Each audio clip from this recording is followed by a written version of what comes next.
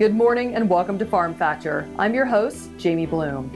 On today's show, Kyle Bauer visits with Darren Anderson with Vive Crop Protection to talk about nanotechnology. Then enjoy this week's Kansas Soybean update. Next, Duane Toews and Chelsea Good from the Livestock Marketing Association talk about the Cattle Trace program. Then it's this week's Kansas Farm Bureau update, and we'll end with Plain Talk featuring Kyle and Duane. Stay with us.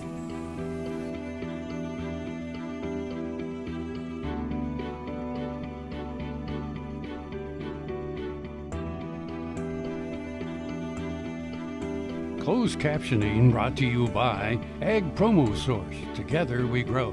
Learn more at agpromosource.com. This segment brought to you by Kansas Farm Bureau, the voice of agriculture. To join today or more information, go to kfb.org or find us on Facebook and Twitter. Welcome to Farm Factor. Up first today, Kyle Bauer and Darren Anderson talk about nanotechnology and improving current crop protection products. Hi, this is Kyle Bauer. I'm getting the opportunity to visit with Darren Anderson. He's president of Vive, V-I-V-E. And Darren, you got to explain to me, I don't get this. It's nanotechnology, but what is nanotechnology and what does Vive do? So we're a new chemical manufacturer, and as you mentioned, we use nanotechnology to help take existing crop protection products that farmers already know and trust and have used for years and help those products be used in a completely new way that they've never been able to be used before. Now, that's terribly confusing to me. I mean, if I have fertilizer, I know what fertilizer does. How can that be a new use for fertilizer? So it's not on the fertilizer side, it's on the crop protection side. So for insecticides and fungicides. And I can give you an example. So we have a product that we launched a couple of years ago called Asteroid FC. So it is based on azoxystrobin, which is a fungicide that growers will recognize from Quadris and some other products that are already on the market. If you take any other azoxystrobin product that's on the market and you try to mix that with a fertilizer, it'll turn into cottage cheese in the tank. It's just a nightmare. It'll plug nozzles, it'll plug the spray lines. It's just be a mess and really difficult to use. So in our case, we've used our nanotechnology to help build a fertilizer compatible version of azoxystrobin that we call Asteroid FC. So it can be mixed directly into the spray tank with a starter fertilizer for use in furrow or for a foliar application for a foliar feeding program.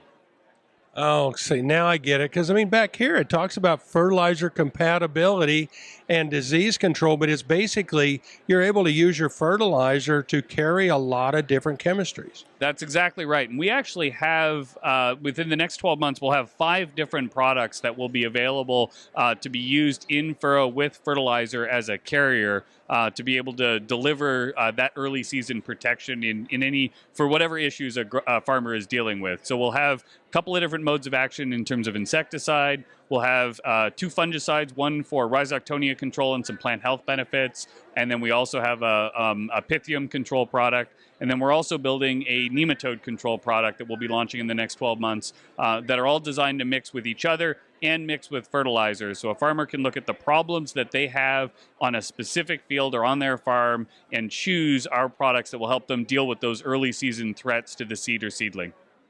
Well, and we have all thought about and known about spoon feeding, and we have these different trips we have to go across the field.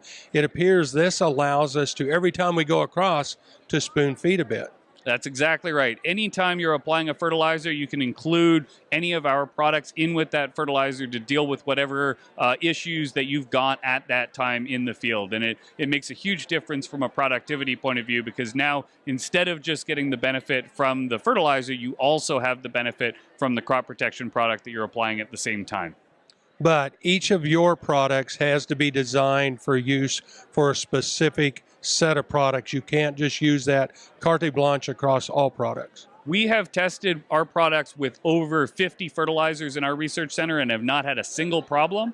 And we've been in market now for a couple of years. In total, we've been applied on over 500,000 acres without a single mixing complaint. So in general, our products will mix with any fertilizer you throw at it. I'm sure I'll have one or two people that call me and tell me that it won't mix with like 1034O black acid or something like that. But in general, it'll mix with virtually anything out there, whether it's a standard 1034O, a unique micronutrient blend, an orthopoly blend, any sulfur, iron, manganese, anything that's out there. We're visiting with Darren Anderson. He is the president of Vive. This is Kyle Bauer reporting. Back to you, Jamie. Thanks, Kyle. Stay tuned for this week's Kansas Soybean Update, coming up next here on Farm Factor. Watch Ag AM in Kansas online at agaminkansas.com. Ag Promo Source is a unique group of marketing specialists with one mission: help your ag business grow. Each affiliate has their own area of expertise, and they work together to bring you advice, products, and services. To get started, visit agpromosource.com. Ag Promo Source. Together we grow. This segment is brought to you by the Kansas Soybean Commission. The Soybean Checkoff. Progress powered by Kansas farmers. Welcome back to Farm Factor and the Kansas Soybean Update. This is the Kansas Soybean Update. It's brought to you by the Kansas Soybean Commission. The Soybean Checkoff, progress powered by Kansas farmers. Jim Sutter, CEO of the U.S. Soybean Export Council, joins us. And Jim, U.S. soy grower leaders visited China last month as part of the U.S. Soy Advantage Tour. We were very fortunate. We had the chair of the United Soybean Board and the president of the American Soybean Association traveled together, and we were in China, and we had the opportunity to meet with a large number of customers that were loyal importers of U.S. soy there and that are anxious now to get back to importing U.S. soy again. We had the opportunity to meet with numerous industry people while we were there, as well as some representatives of the Chinese, the authorities, the associations that they use to run their crushing industry. And then we had the opportunity to meet fairly extensively with U.S. government officials, including Ambassador Branstad, who was a great participant in an industry event that we had. We were able to have some private talks about the status of the trade negotiations while we were there. How has the soy checkoff helped in USEC's efforts to develop markets, say, in China or anywhere else around the world? The soy checkoff funds the majority of the efforts that the U.S. Soybean Export Council undertakes around the world, and then we use that base load of funding we receive from the national checkoff and some from the state checkoffs as well. We use that to then go to the Foreign Agricultural Service and apply for matching funding that comes under either the FMD or the MAP program. So then we have a very favorable contribution rate in terms of the investment from the industry, from the farmer checkoff groups. And then we also get some industry funding. USEC has about 100 industry members, and those members also contribute a little bit of funding. Mostly they're contributing their involvement in our activities, which is also critically important. And for those soy grower leaders, how did they feel once they concluded that trip? I think they were very pleased to have gone. When we planned the event, we actually had hoped that we would be maybe celebrating a resolution to the trade friction between China and the United States. That was a little premature for that, but we continued to hear from everybody we spoke with that there was cautious optimism that the trade negotiations were continuing to move in a positive manner. So we remain optimistic, and I think our grower leaders also thought it was critical and very important that they have the opportunity to meet with the customers of U.S. soy, the long-term people. We've been working in China since 1982, and checkoff funding and foresight from grower leaders who made the decision to go over there and start doing work. Those are long-term relationships we have, and we want to make sure we protect those and continue to maintain those. That's Jim Sutter, CEO of the U.S. Soybean Export Council, who joins us on the Kansas Soybean Update. It's brought to you by the Kansas Soybean Commission. The Soybean Checkoff, progress powered by Kansas farmers. Learn more at kansassoybeans.org. For Kansas Soybeans, I'm Greg Akagi. Hope you enjoyed this week's Kansas Soybean Update. Stay with us after the break for more as Duane Toews visits with Chelsea Good.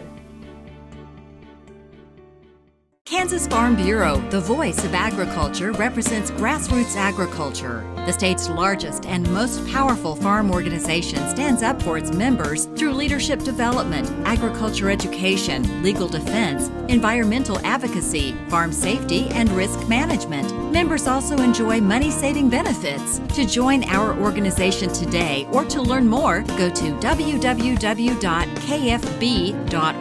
or find us on Facebook and Twitter. The Kansas Wheat Innovation Center in Manhattan is rediscovering ways to get improved varieties and new genetics in the hands of farmers faster. Grower-led and checkoff-funded research initiatives are bringing about positive change. This grassroots leadership provides a strong voice in Topeka and Washington, D.C. Now is the time to partner with Kansas Wheat in moving wheat forward. Kansas Wheat Commission and Kansas Association of Wheat Growers.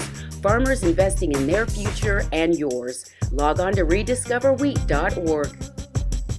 Kim Mannering with Hardy Insurance. Today we will talk about employee safety and work comp coverage.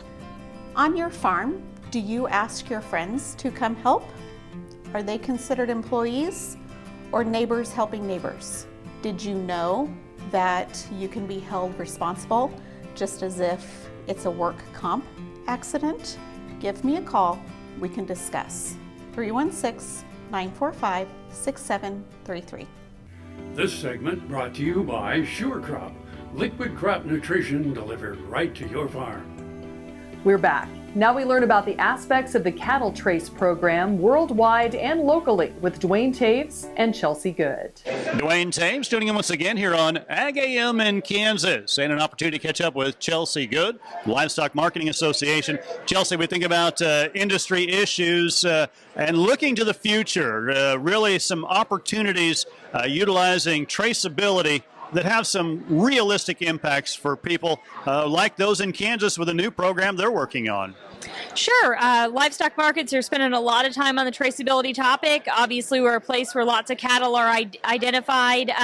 We've got a current law that relates to adult beef cattle crossing state lines needing to be identified, but there's lots of conversations about could this be expanded or improved upon, and that's where I think Kansas and the Cattle Trace Pilot Project is really doing a good job of trying to get to know the new high-frequency RFID technology better.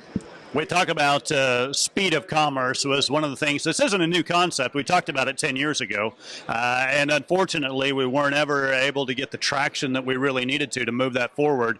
Speed of commerce, particularly at your organization's livestock auction markets, really is that, quote, pinch point that people talked about. Looks like we've addressed those issues pretty well.